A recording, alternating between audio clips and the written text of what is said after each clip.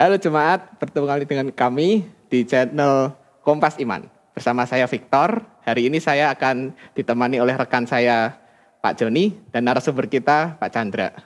Kita akan berbicara seperti sesi-sesi sebelumnya tentang pembinaan iman. Nah, untuk kali ini topik kita masih tentang Alkitab. Kita akan membahas sesuatu yang cukup menarik ya. Kita akan bahas tentang bagaimana Alkitab itu dibentuk ya sampai jadi sebuah buku seperti sekarang.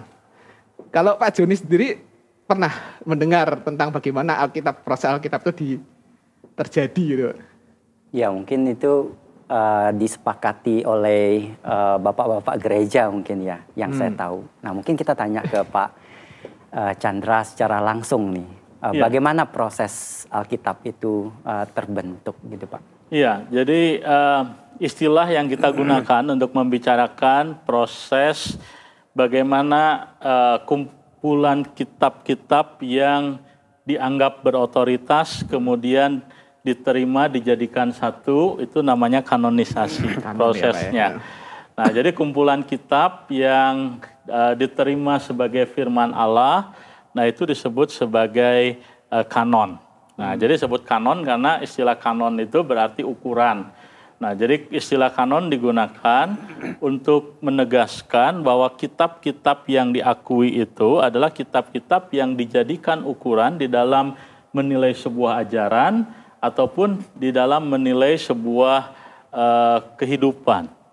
Nah, jadi bagaimana proses terbentuknya terbentuknya kanon kitab suci. Nah, proses ini cukup panjang. Jadi dalam Perjanjian Lama, kitab yang tertua adalah kitab Pentateuch ataupun 5 kitab Musa. Dan kitab yang paling terakhir itu adalah kitab-kitab yang disebut sebagai literatur setelah pembuangan, dan salah satunya adalah kitab Ester.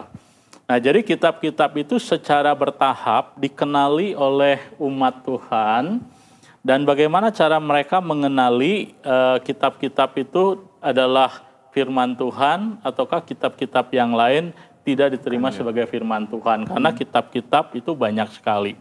Nah, maka ada kriteria-kriteria yang utama. Nah, kriteria yang paling utama adalah umat Tuhan hanya menerima kitab-kitab yang mereka ketahui, kenali sebagai kitab-kitab yang ditulis oleh seorang nabi atau seorang rasul, atau orang yang dimandatkan oleh seorang nabi atau rasul untuk menuliskan kitab itu. Nah, jadi sebenarnya yang membuat kanon itu bukanlah gereja, gitu ya. Jadi kalau Perjanjian Lama itu dari kurang lebih tahun 1000 sampai dengan abad ketiga sebelum Masehi, Perjanjian Baru dari abad pertama Masehi sampai dengan abad ketiga. Nah, yang dilakukan oleh komunitas umat Tuhan itu mengenali kitab-kitab mana yang ditulis oleh nabi dan ataupun kitab-kitab mana yang ditulis oleh rasul. Nah, itu kriteria yang paling penting. Dan kriteria yang kedua yang paling penting yang juga penting adalah mereka harus mengenali kitab-kitab mana yang memiliki di dalam dirinya sendiri otoritas untuk menuntut orang melakukan apa yang dinyatakan di dalamnya. Nah, otoritas itu adalah kemampuan dari sesuatu atau seseorang di dalam menuntut orang tunduk kepada apa yang dikatakan. Nah, jadi tidak semua, dan jadi secara internal hanya teks-teks yang dikenali memiliki otoritas itu, seperti itu. Membuat orang mampu untuk menyerahkan hidup, itulah yang diterima sebagai firman Allah. Nah, jadi prosesnya cukup panjang, tetapi kriteria yang paling utama adalah umat Tuhan tidak akan pernah menerima sebuah tulisan yang tidak ditulis oleh seorang nabi atau seorang rasul, atau orang yang mendapatkan mandat untuk menuliskan kitab itu dari rasul atau nabi. Nah, itu prinsip utama dari proses pengenalan kitab-kitab yang diterima sebagai kitab suci. Wah, prosesnya panjang. Sangat kompleks ya. Sekali ya. Yeah. Mungkin ada satu pertanyaan dari jemaat juga ini Pak Chandra yang menyambung terkait dengan proses kanon tadi. Sebenarnya bagaimana sih kita bisa betul-betul yakin kalau proses kanon itu tidak salah gitu? Iya. Karena kan itu dipilih ya. Iya, betul. Betul. Nah, jadi di dalam di dalam studi kita mengenai proses kanonisasi. Nah, jadi bagaimana kita tahu bahwa sebuah tulisan itu tidak mungkin salah? Jadi tadi saya akan mengatakan bahwa ada unsur yang bersifat internal yang harus diterima. Nah, tetapi ada indikasi lain yang memperlihatkan bahwa tulisan-tulisan tersebut tulisan-tulisan tersebut diterima di dalam kanon atau menjadi kanon dengan ada satu kriteria lain yang penting, yaitu apa? Tulisan tersebut harus diterima oleh bukan hanya satu kelompok orang Kristen, tetapi oleh semua kelompok umat Tuhan di waktu itu. Nah, jadi kita tahu bahwa tidak mudah untuk satu kelompok dengan kelompok yang lain sepakat di dalam menentukan bagian mana yang merupakan firman Allah, bagian mana yang tidak. Karena komunitas yang satu dan komunitas yang lain kadang-kadang tidak saling mengenal satu dengan yang lain. Artinya ketika misalnya dalam gereja mula-mula itu ada sekitar 5 komunitas utama. Ada namanya komunitas Kristen di Alexandria, di Mesir. Ada komunitas Kristen di kota Efesus, di kota Roma, di kota Antioquia dan Yerusalem. Nah, mereka ini adalah komunitas-komunitas yang menjadi pusat kekristenan. Nah, mereka semua harus sepakat. Nah, jadi tidak mudah. Jadi kalau kemudian komunitas ini bisa sepakat, itu karena ada karya Tuhan. Nah, tetapi juga yang sangat signifikan, ada role yang ketiga, yaitu bahwa tulisan itu tidak boleh bertentangan. Nah, jadi kalau dua penulis berbeda di zaman yang berbeda, dia menulis hal yang sama tidak bertentangan, nah itu sesuatu yang amazing. Dan kita menjelaskan kenapa ada dua orang di zaman yang berbeda menuliskan hal yang sama tapi tidak bertentangan.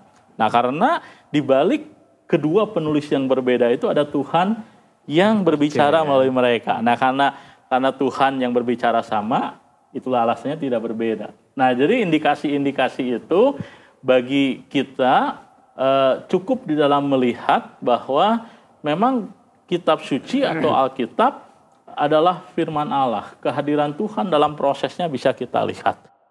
Jadi menarik sekali ya Pak Chandra tadi, untuk sebuah teks diterima itu tuh ternyata bukan hal yang gampang gitu ya.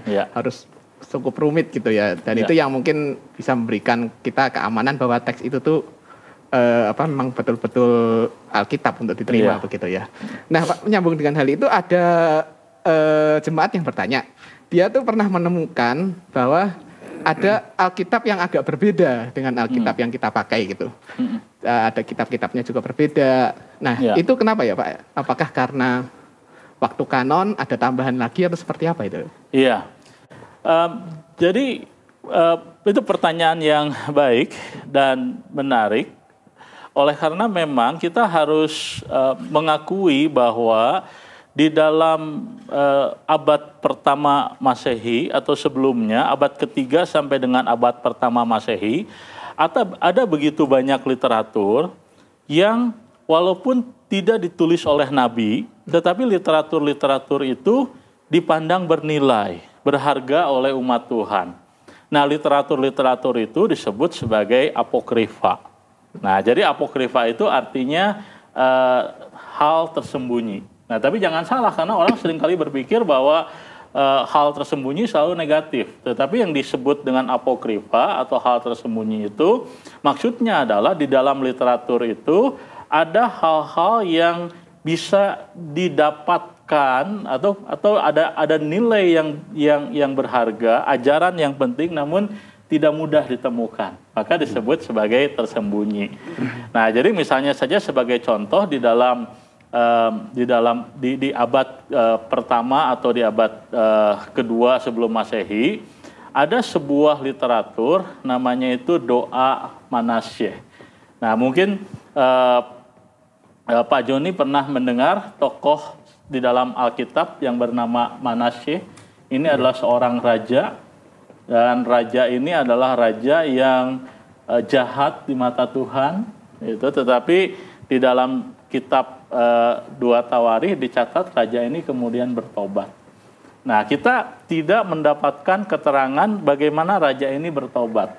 Dan kemudian di literatur abad kedua sebelum Masehi. Nah, ada sebuah tulisan, nah, namanya doa Manasye. Nah, doa ini isinya menjelaskan pertobatan dari Raja Manasye. Gitu. Nah, jadi ini isinya bagus sekali, gitu. Gitu. Nah, begitu. Jadi kalau tadi Bapak cerita kitab-kitab itu punya nilai yang baik, tapi kenapa tidak diterima di dalam kanon kita, Pak? Nah, itulah yang tadi saya katakan, alasan yang paling utama adalah tulisan itu harus ditulis oleh seorang nabi. Nah, jadi doa, kitab literatur doa Manasye itu mengajarkan ajaran yang sangat baik, bahwa orang harus bertobat dengan sungguh-sungguh. Tetapi masalahnya ini adalah literatur yang ditulis sekitar abad kedua sebelum Masehi sampai abad pertama Masehi. Waktu detail penulisnya tidak ada yang tahu, tapi jelas bukan ditulis oleh seorang nabi. Nah, maka sebaik apapun, sejelas apapun, ataupun seberharga apapun ajaran yang diajarkan di dalam literatur tersebut, karena bukan ditulis oleh juru bicara Tuhan, maka literatur tersebut tidak bisa diterima di dalam kanon Alkitab. Karena orang yang berbicara tidak mewakili Tuhan. Nah, jadi signifikan sekali bahwa di dalam proses kanonisasi itu, umat Tuhan, mereka betul-betul secara berhati-hati melihat dan mencoba mengenali literatur mana yang betul-betul ditulis oleh seorang nabi Tuhan atau seorang rasul atau orang yang dimandatkan untuk menulis hal tersebut. Begitu. Wow, terima kasih Pak Chandra memaparkan kepada kita betapa hati-hatinya proses dari kanon tadi. Jadi kita berharap lewat pemaparan tadi dan pertanyaan dari jemaat boleh mengajak kita untuk semakin bertumbuh dan meyakini bahwa firman Tuhan itu memang betul-betul dari Tuhan. Terima kasih untuk sudah menonton acara pembinaan ini, dan kita akan bertemu di proses pembinaan yang selanjutnya. Saya juga mau mengingatkan bagi jemaat yang mungkin ada pertanyaan-pertanyaan secara praktis terkait dengan apapun mengenai Alkitab ataupun hal-hal yang lainnya, bisa ditanyakan ke laman komen. Terima kasih. Bye.